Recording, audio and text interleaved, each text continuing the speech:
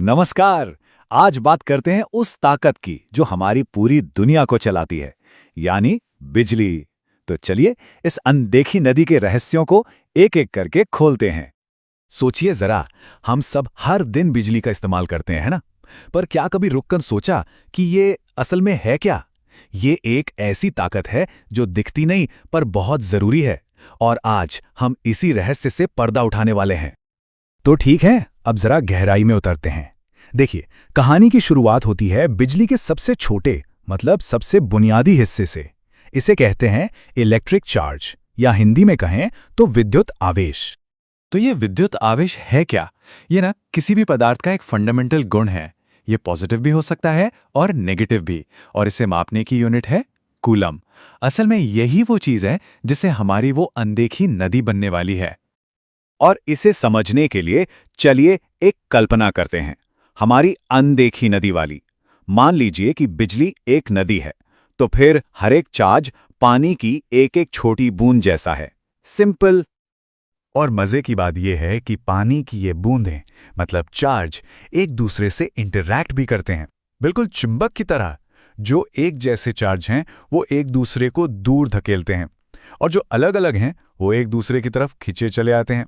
सच पूछे तो बिजली का पूरा खेल इसी खींचतान पर टिका है। तो अब हमारे पास पानी की बूंदें तो आ गईं, यानी चार्ज। पर सिर्फ बूंदों के होने से तो नदी नहीं बनती है ना? नदी के लिए उसे बहना पड़ता है। तो चलिए अब आगे बढ़ते हैं और देखते हैं कि यह बहाव कैसे बनता है। तो जब ये सारे चार्ज एक साथ बहना शुरू कर देते हैं, बस वही है विद्युत धारा, या जिसे हम आम भाषा में इलेक्ट्रिक करंट कहते हैं।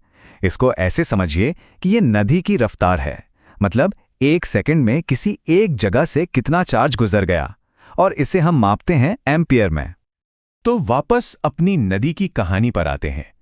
अगर चार्ज पानी की एक बूंद है तो करंट वो खुद नदी का बहाव है। बस इतना सा हिसाब है कि हर सेकंड कितना पानी, यानी कितना चार्ज आगे बढ़ रहा है। लेकिन यहां एक सवाल उठता है, हमारे पास चार्ज की नदी तो है, पर वो बहेगी क्यों? आखिर पानी अपने आप तो नहीं बहता है ना?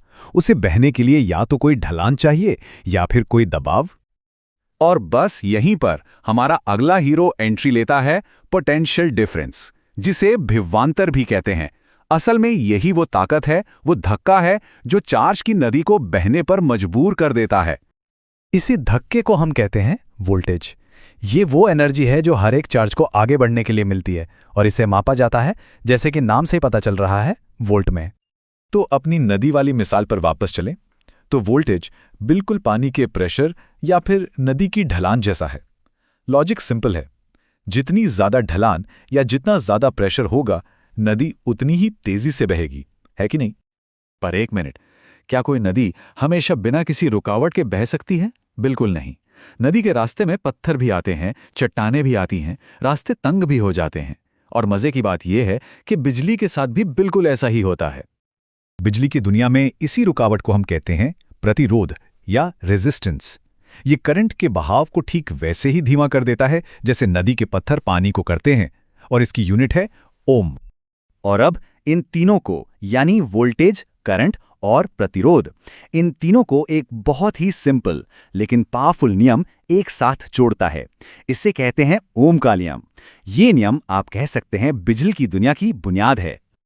तो चलिए सब कुछ एक साथ रखकर देखते हैं। वोल्टेज वो धक्का है जो नदी को चला रहा है, करंट उसका बहाव है, और प्रतिरोध वो बाधा है जो उसे धीमा कर रही है। बस ये तीन चीजें मिलकर हमारी अनदेखी नदी की पूरी कहानी बयां कर देती हैं। अब देखिए, जैसे नदी का तल हर जगह एक जैसा नहीं होता, कहीं चिकना होता है, कहीं पथरीला, वैसे ही हर पदार्थ भी एक जैसा नहीं होता। कुछ होते हैं सुचालक, कंडक्टर, जैसे कि धातुएं। ये करंट को मजे से बहने देते हैं। फिर आते हैं कुचालक या इंसुलेटर, जैसे प्लास्टिक या लकड़ी। ये तो करंट का रास्ता ही रोक देते हैं। और इन दोनों के बीच में आते हैं अर्धचालक, यानी सेमीकंडक्टर। तो जब हम इन सारे सिद्धांतों को समझ जाते हैं, तब हम इस अनदेखी नदी के बहाव को अपनी मर्जी से कंट्रोल कर सकते हैं, और इसी कंट्रोल से बनते हैं हमारे सारे इलेक्ट्रिकल सिस्टम। अब इन बाधाओं को, यानी रेजिस्टर्स को, हम दो खास तरीकों से जोड़ सकते हैं। एक है सीरीज, जिसमें करंट सबके लिए एक ही रास्ते से गुजरता है। दूसरा है पैरेलल, जिसमें वोल्टेज सबके लिए एक जैसा रहता है। एक मजे की बात बताऊं, हमारे घरों की वायरिंग पैरेलल में होती है, तभी तो सारे अप्लायंसेस को सही वोल्टेज मिलता है और वो ठीक से काम करते हैं। अच्छा, एक और बात, जब करंट किसी बाधा यानी रेजिस्टेंस से गुजरता है तो क्या होता है?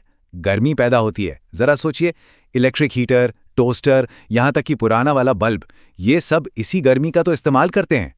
तो ये जो हीटिंग इफेक्ट है, ये सिर्फ एक साइड इफेक्ट नहीं है, बल्कि बहुत काम की चीज है। तो हमने देखा कि बिजली जो इतनी कॉम्प्लेक्स लगती है, असल में कुछ बहुत ही सिंपल नियमों पर चलने वाली एक अनदेखी नदी है। अब असली सवाल ये है कि इन नियमों को समझने के बाद हम इसकी ताकत को और किन किन नई और हैरान कर देने वाली दिशाओं में मोड़ सकते हैं।